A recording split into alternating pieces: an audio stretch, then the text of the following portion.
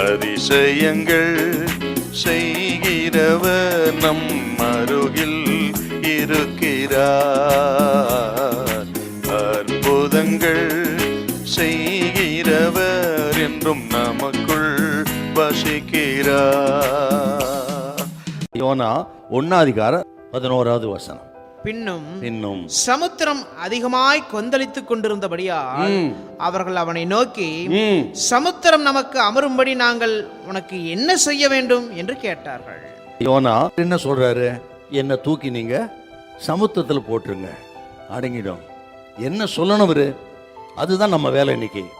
நான் என்ன செய்யணும் கேட்கிறோம். உலகம் கேட்குது இன்னைக்கு. எங்க திரும்பினாலும் சரி, பொருளாதார சீரழிவு, தரித்திரம், பஞ்சம், ஆக பட்டினி, பலவிதமான குழப்பம், பதிலே தெரியல. உலகத்துக்கு என்ன செய்யுது, எது செய்யுதுன்னு தெரியல. நம்மை கிறிஸ்தவனை கேட்கறான், நாங்கள் என்ன செய்யட்டும்? பைபிள் எழுதியிருக்குதாமே இப்படிலாம் நடக்க போகுதுன்னு. ஐயோ நாங்கள் என்ன செய்யட்டும்? நடக்கிற கொந்தளிப்பு, கடல், சூறாவளி, நஷ்டம், இதாங்க உலகம் இன்னைக்கு. அப்படிக்கு அந்த உலகம் அதிகாரத்தை நம்மிடத்துல கேட்குது.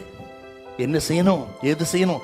அப்படி உலகம் நம்மிடத்தை அதிகம் எதிர்பார்க்கிறது, நம்மிடத்துல கேட்குது. பதில் சொல்ல நம்ம ஆயத்தமா இருக்கணும். ஆனா இவர் என்ன சொல்றாரு பாருங்க, என்னை தூக்கி கடல்ல போட்டுருங்கப்பா. என்ன சொல்லிருக்கணும்? நான் மனம் திரும்பணும். நீங்கள் புறஜாதிகள், நீங்கள் மனம் திரும்பணும். அப்பொழுது காற்று அமர்ந்துவிடும்.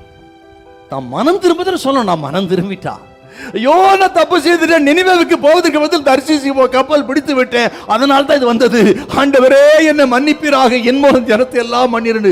மனம் திரும்புவதற்கு நேராக திரும்பணும். அந்த ஜனத்தை மனம் திருப்பணும். அப்படி திருப்பாம இவன் தன்னை தூக்கி கடல்ல போடுங்கன்னு சொல்றான் பாருங்க. ஆக இன்றைக்கு கிறிஸ்தவர்களாகி நீங்களான உலகத்துக்கு வெளிச்சமா இருக்கிறவங்க, உப்பா இருக்கிறவங்க, உலகத்துக்கு மனம் திரும்புதலின் சுவிசேஷத்தை சொல்லணும், பாவ மன்னிப்பின் சுவிசேஷத்தை சொல்லணும், பரலோகத்துக்கு போற வழியை சொல்லணும். அதான் நம்ம வேலை.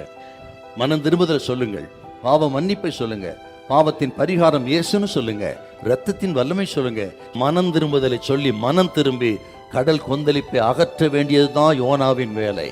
நாம் உலகத்துக்கு சொல்லணும் இயேசுவின் சிலுவை மரணத்தை, அவருடைய அடக்கம் பண்ணப்படுதலை, பாடு மரணத்தை, அவருடைய உயிர்த்தெழுதலை, பாவ மன்னிப்பை உலகத்துக்கு சொல்லி மனம் திரும்புவதற்கு நேராக நடத்தணும். ஜெபம் பண்ணுங்க.